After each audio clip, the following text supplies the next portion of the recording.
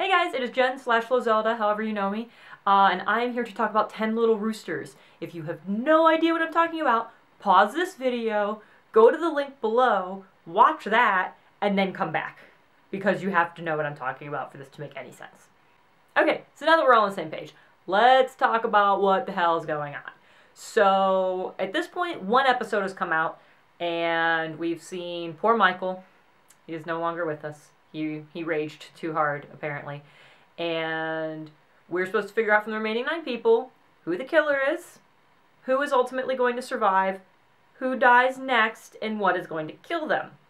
So we're supposed to figure out these 4 things for this first episode, and then following the first episode, we're supposed to figure out who dies next and what kills them as the thing goes on. So we can only figure out, or only guess who the killer is and who the survivor is once. So there's a lot of extra pressure on this first episode. And everyone has had theories coming out of their ears, and they're all over Tumblr and Rooster Teeth and whatnot and so forth. And I want to share mine, but I wanted to wait until everything was kind of said and done from the first episode, where nobody could put any more guesses in, just so that way then I'm not influencing somebody, and hopefully then they're not kind of influencing me, and it's just kind of what I think needs to be happening. So I'm going to break down my thought process here. Alright, so first up, it's stuff that looked important. Barbara's musical choices on the cat synth. I don't know why those seem to actually not be just completely accidental, and for whatever reason, particularly Hall of the Mountain King, that's what she is playing when Michael gets up to do his speech, that just kind of resonated to a point where I just kind of kept going back to that, saying this has to mean something. What that actually means, I can only kind of guess. Reference to the king, I'm thinking we could be looking at Gus, who is the podcast king. You've got Ryan, the mad king. Some people refer to Bernie as kind of being the king of Rooster Teeth, as, you know, even though he's not the almighty CEO, that he does still kind of have that title. So I'm like, okay, well that looks kind of weird. The glass that Gus hands Michael that eventually kills him was already there before Gus sat down. When you see the conversation between Ryan and the Gavins, the glass is already there. So it's probably not Gus. So then the question becomes, where did it come from? That was where Chris was sitting at the beginning of the episode when he was talking to one of the Gavins, but I'm not inclined to believe that it is him that left it there because of when he trips later and you hear something break. I know you don't see it, but I'm inclined to believe that what we hear break is his glass, so that means that is new glass that showed up sometime after Chris left, but before we see Ryan talking to the Gavins. Bernie says quit bringing 1 1/5 more people than you're supposed to Gavin when we're having the clone conversation. 1 1/5 more, not 1/5 more. Maybe it was a mistake, maybe it's an indication that there's actually another Gavin clone running around. The idea there being, and you're like, no, I mean, if you've got 3 times 3/5 is... going with that, you have to assume that original Gavin is 1, so 2 clones is the 1 1/5. So that's... I just thought it was weird. I just thought it was kind of a weird phrase. When they're all opening their murder envelopes, they all have some kind of pun or play on words written on their photos. And they all have their names underlined on said photo and play on words pun statement. Except for Barbara. Barbara's name is not underlined. On hers, the pun is underlined. Hers is the only one that is different. Still talking about the murder envelopes, both Gavins had an envelope. They weren't supposed to bring +1s, meaning that Michael shouldn't have been able to plan for there being a second Gavin. So, what's in the second Gavin's envelope? Is that where Miles' stuff went? Did someone purposely make a switch and now the other Gavins know what Miles' secret is? Or maybe they already knew. If they're the murderer, they already know. Towards the end, Lindsay makes a comment about how whoever's doing this must have a serious God complex. It's kind of a very prominent statement audio-wise, so it's kind of something that maybe we should pay attention to. And just a few minutes before that, Gus told us, or I guess Bernie told us, that Gus has an inner goddess. That's kind of interesting.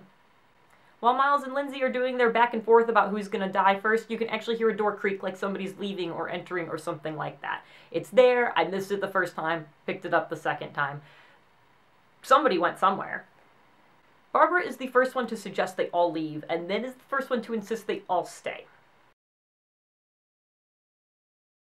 We don't have enough information at this moment to be able to figure out the who and how at each stage of the poem. but we probably can make some educated guesses based on what we do have and our knowledge of RT lore. Will this tell us anything definitively? Absolutely not! Can it help us play the process of elimination game? I sure hope so, otherwise I've totally effed this up already. 9 little roosters now running from fate. 1 tripped over themselves, and then there were 8. I see 2 possible choices here. We have Gavin, who has a unique way to trip over himself, Gavin 1, tripping over Gavin 2.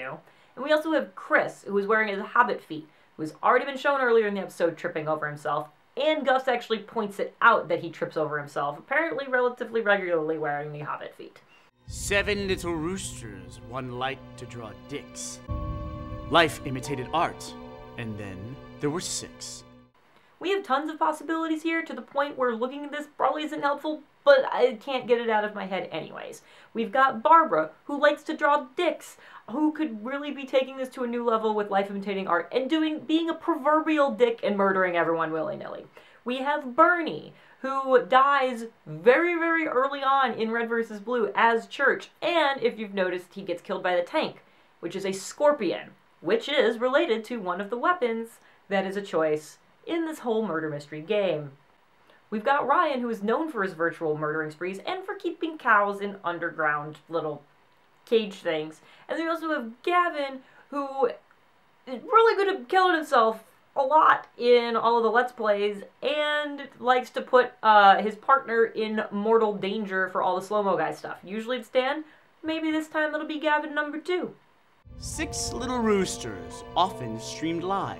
1 died to scale, and then there were 5. As far as live streaming goes, I'm thinking with this group of people we have to be talking about podcasts. It's really the only live stream that comes to mind thinking about this group. So that means we're looking at Gus, Bernie, Gavin, Barbara, and Ryan, because we're also going to look at the patch. So we have these 5 people who often stream live. With the use of the phrase died to scale, my brain immediately goes to scaling of things like big to small, baby Gus to regular Gus. So I'm inclined to think this line's kind of pointing to Gus, but anybody else is kind of up for grabs. But that's kind of where I'm leaning with that one. 5 little roosters, 1 trapped in the floor. 1 ran out of air, and then there were 4. This line I don't like because it's so obvious that it can't be. The knee-jerk reaction is, of course, that we're referring to Ryan and his love for keeping Edgar trapped in the floor in his house. I am making a dangerous assumption here that they would not do something so painfully obvious, and I'm ignoring that as a possibility. We've got to be looking at something else. So for the running out of air part, there's the obvious airtight underground chamber, but we also have the sting of the blue-ringed octopus as an option. If you do not remember this being talked about in a podcast, that sucker paralyzes all of your muscles, including those in your lungs. So you run out of air because you literally can't breathe unless someone gives you CPR for literally 24 hours straight. So I hope you're always traveling with someone you really like. Who that could possibly point to, I'm not entirely sure. I keep, for whatever reason, going back to Gilby's comment about not being able to be a professional swimmer. Octopi like water. He wishes he could be a swimmer. I'm not sure how you end up trapped on the floor with that, but that's kind of a thing I'm going towards totally making this up as I go. But I'm kind of leaning towards the octopus. 3 little roosters. 1 died of a pun. Bernie. I'm so convinced this is where Bernie dies that this is the only thing I've been convinced of from the beginning. Died of a pun. Bernie burns. Haha, get it? He's on fire. I don't know which mode of fire yet. There's too many fire choices. But they would be giving up a beautiful opportunity if Bernie's not on fire. Did you notice how often Barbara came up? Yeah, so did I. She is way too involved in too many aspects of what's going on in episode 1. She has to be important somehow. Important to the point where I don't think it's just indicating that she dies next. I'm thinking she has to be our survivor or our killer. But then I'm really looking at it. She's the only person with a different murder photo. She has somehow switched Miles's photo with some of her dick drawings. There's at least 2 references to her in the poem, possibly more if things start to be more of a play on words, like Bernie burns and things like that. She is also playing the cat synth for most of what's going on between when everyone starts showing up and when Michael does his speech. Except for that period of time where I said the murder glass has to appear on the table, it's not playing in the background. There's nothing going on. She's obviously not at the cat synth, because who stands next to a cat synth and doesn't play it? So she's off doing something else during that period of time, while the murder glass is appearing. When everyone sits down for Michael's little speech, she is the only person that does not have a glass. Put her glass down at the table where Ryan's sitting, and for Gus to pick it up. Whether or not Gus was the original intended target, you could argue. The poem would seem to indicate it obviously was supposed to be Michael, but who knows?